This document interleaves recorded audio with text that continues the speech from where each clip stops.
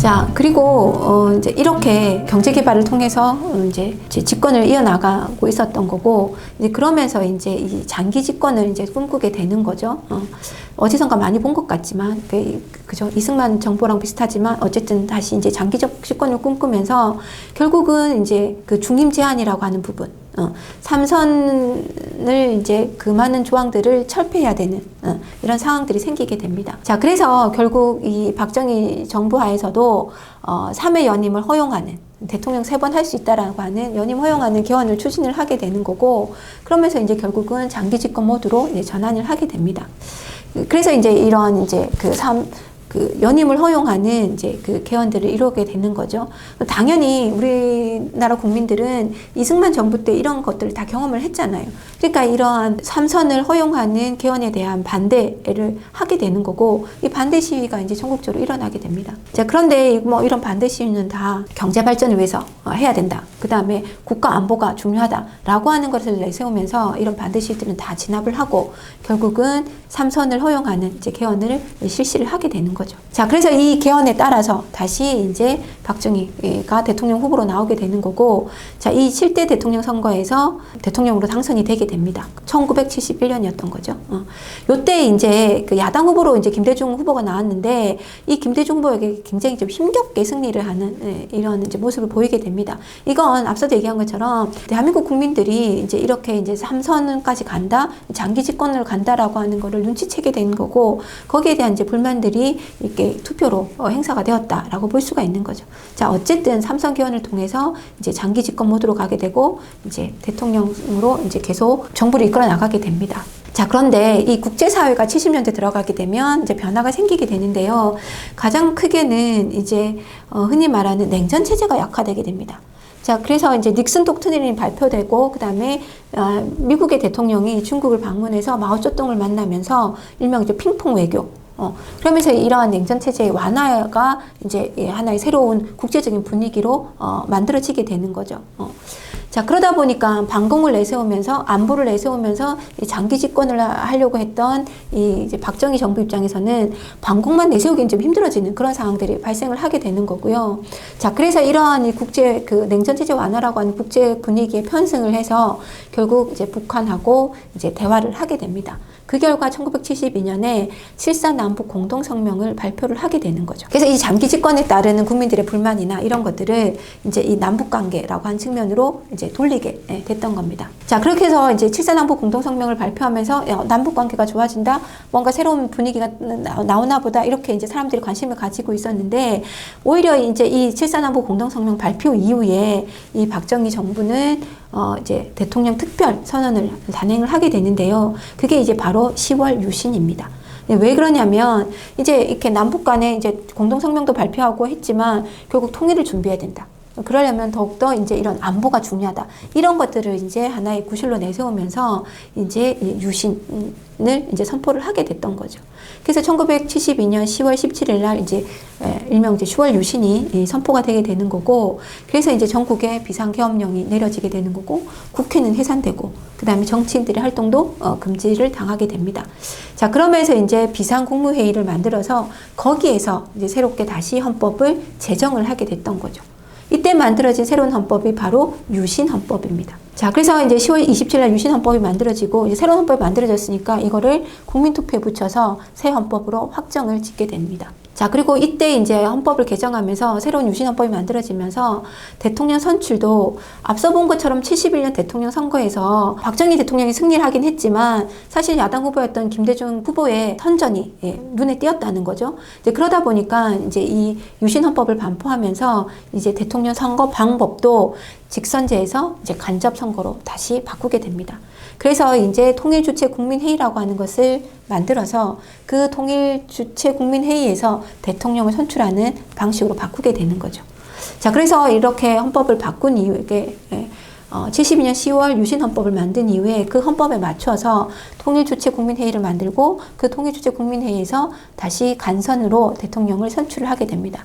그래서 그 해 72년 10월 23일 날 이제 대통령으로 박정희가 선출이 되게 됐던 거죠. 자, 이때 만들어지는 이제 유신헌법이라고 하는 게 어떤 거냐라고 하는 부분을 보면 일단 대통령 임기를 6년이라고 하는, 좀 길게 한 거죠. 기존에 4년에서 이제 6년을 하고, 그 다음에 중임 제한을 아예 없애버립니다. 그게 이제 계속 중임 제한을 뒀던 것이 이제 발목을 잡아서 삼선 개헌을 했던 거고, 그죠? 그리고 거기서 이제 더 나가서 아예 중임 제한을 없애버린 거죠. 그 말은 뭐, 종신 집권을 하겠다. 종신 집권을 가능하게끔 헌법을 바꿔놓은 겁니다. 그리고 앞서 얘기한 대로 대통령은 간선제로 바꿔버린 거죠. 여기서 끝나는 게 아니라 이제 국회 해상권, 그 다음에 국회의원의 3분의 1의 추천권, 그 다음에 대법원장 선출권, 그 다음에 법관 임명권, 이것들 다 대통령이 가지게 됩니다. 대통령에게 엄청난 권한이 부여가 되게 되는 거죠. 여기뿐만 아니라 더 나아가서는 긴급조치권이라고 하는 것도 주어지게 되는데요. 이거는 흔히 말해서 국민들의 기본권, 이제 헌법에 보장한 국민의 그 기본 인권을 중심으로 하는 기본권이 있잖아요. 그런 기본권들도 이제 제한할 수 있는 그냥 무소불위의 권력이 대통령에게 주어지게 됐던 거죠. 그래서 말 그대로 이 유신헌법이라고 하는 것은 대통령제가 훨씬 더 강화되는, 대통령에게 모든 권한이 부여되는 이런 체제였던 거고요. 그래서 결국 이 종신집권을 실현시키기 위한 거였고, 나아가서는 이런 대통령에게 모든 권한을 줌으로 인해서 권위적인 독재체제를 만드는 법이었다. 이렇게 볼 수 있습니다. 자, 이렇게 이제 유신체제가 마련되고 유신헌법에 따라서 이제 유신이 이루어지게 되다 보니까 당연히 여기에 대한 반대운동이 일어날 수밖에 없는 거죠. 그죠? 그래서 유신 반대 민주화운동이 일어나게 됩니다. 자, 여기 유신을 반대하고 있었던 김대중은 일본에서 납치돼서 이제 한국에 다시 돌아오게 되는 거고요. 나아가서는 이제 뭐 그 당시에 이제 민주인사라고 할 수 있는 장기하나 백기환 이런 사람들이 개헌, 청원, 100만인 서명 운동을 합니다. 그러니까 헌법을 다시 바꾸자라고 하는 이런 이제 운동들을 하게 되는 거고요. 당연히 대학생들의 반대 시위도 이제 곳곳에서 일어나게 됩니다. 이 대학생들의 시위의 가장 대표적이었던 것이 이제 민청학년 사건이었는데요. 이렇게 대학생들의 시위가 이제 크게 일어나다 보니까 결국은 이 박정희 정권에서는 이 대학생들의 시위에는 배후 조종이 있다. 그 배후 조종은 이제 간첩의 지령을 받는 존재들이다. 라고 하는 이제 조작 사건을 만들게 됩니다. 그러면서 이 민청학년 사건을 중심으로 하는 학생들의 시위를 배후 조종하는 간첩 세력이 누구냐? 그러면서 이제 그 간첩 세력으로 인민혁명당을 지목을 하게 되는 거고, 일명 이제 이게 인혁당인 거죠. 자, 그래서 이제 이 인혁당 소속의 사람들을, 관계자들을 다 체포를 하게 되는 거고, 이게 이제 당시 이제 유신체제 속에서는 비상계엄령이 내려져 있는 상황이었잖아요. 그 비상계엄령 상황에서는 일반적인 그 재판이 아니라 흔히 말하는 군법 재판이 일어나게 되는 겁니다. 훨씬 더 이제 강한 처벌이 내려지게 되는 거죠. 자, 그래서 이런 인민혁명당 관련됐던 사람들이 체포가 된 다음에 이제 이렇게 재판이 넘어가게 되는 거고, 그 재판에서 이제 당연히 국가를 전복하려고 했다라고 하는 제목이었으니까 사형이 선고가 되게 되는 거죠. 자, 근데 사형이 선고된다고 해서 바로 사형이 집행되는 건 아니잖아요. 근데 이 인혁당 사건만은 사형이 선고되고 나서 24시간도 채 지나지 않아서 그 다음날 새벽에 바로 사형이 집행이 돼 버렸습니다. 자, 그래서 이제 이러한 사건들이, 그러니까 가족들도 몰랐다는 거죠. 이제 이런 사건들이 알려지게 되면서 이제 국제 변호사 협회에서는 이 이제 그 인혁당 관련됐던 사람들이 사형당한 이 날을 사법 암흑의 날 이렇게 이제 선포를 하기도 했습니다. 그만큼 이거는 뭐 우리나라 국내적 상황뿐만 아니라 국제적인 상황에 봤을 때도 납득이 되지 않는 상황이었다 이렇게 볼 수가 있는 거죠.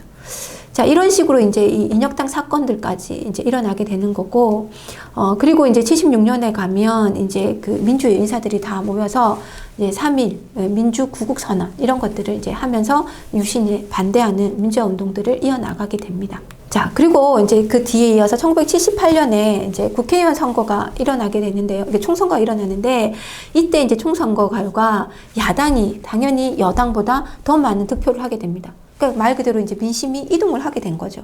장기 집권과 유신 체제에 대한 반발이 이제 이 투표로 나타나게 됐던 겁니다. 그러니까 이거는 이제 흔히 말하는 박정희 정권 입장에서는 정치적인 위기로 다가왔던 거고, 여기에 덧붙여서 이제 그동안은 경제 성장이란 부분으로 이제 이걸 무마하면서 이제 정권을 이끌어 왔었는데, 이때 가면 이제 70년대 후반에 가면 2차 석유 파동이 일어나게 됩니다. 그러면서 이제 경제 위기가 같이 겹쳐지게 되는 거죠. 그래서 정치적 위기와 경제 위기 속에서 그 박정희 정권에 대한 반발 이런 것들이 더 커지게 되는 이런 상황에 놓이게 됩니다. 자, 이런 상황 속에서 이제 79년에 이제 그 YH 무역 회사가 갑자기 문을 닫는 바람에 YH 무역에 이제 회사를 다니던 여자 직원들이 이제 이거에 대한 이제 농성을 하고 있었는데 그 농성을 이제 그 야당 당사인 신민당 당사에서 하고 있었어요. 근데 이 시위를 진압하기 위해서 심지어 이제 경찰이 야당 당사까지 들어가가지고 강경 진압을 하게 됐던 거죠. 근데 이 강경 진압하는 과정에서 결국은 한 명이 사망하는 이제 이런 불상사를 놓게 됩니다. 이게 바로 이제 79년에 있었던 YH 무역 사건이 됩니다. 그러다 보니까 이제 야당 입장에서는 그동안 유신에 대한 반발 목소리를 이제 크게 내지 않고 있었는데 자기네 야당 당사까지도 경찰에 의해서 짓밟히는 광경, 그 다음에 이 강경 진압에 의해서 한 명이 사망하게 되는 이런 것들을 보게 되면서 결국은 야당 차원에서 아예 유신 체제에 대한 반발을 이제 목소리를 내게 되는 거죠. 이제 그러다 보니까 당시 이 야당의 총재였던 김영삼 의원은 제명이 되게 되는 거고요. 자, 김영삼 그 의원의 어떤 정치적 공고장이라고 할 수 있는 이 부산과 마산에서는 결국은 이제 시민들의 시위가 일어나게 됩니다. 이게 이제 일명 부마 항쟁이 되는 거죠. 이제 이 학생들 중심으로 시위가 일어나게 되는데 당연히 여기에 강경 진압이 들어가겠죠.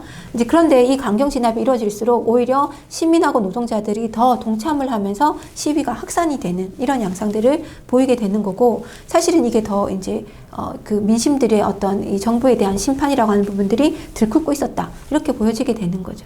자, 이러한 상황에서 결국 당시 중앙정보부장이었던 김재규가 대통령 박정희를 저격해서 박정희 대통령이 사망을 하는 이런 이제 11.6 사태가 일어나게 되는 거죠. 이로써 이제 결국은 유신체제는 붕괴를 하게 되고 이제 박정희 정권도 막을 내리게 되었습니다.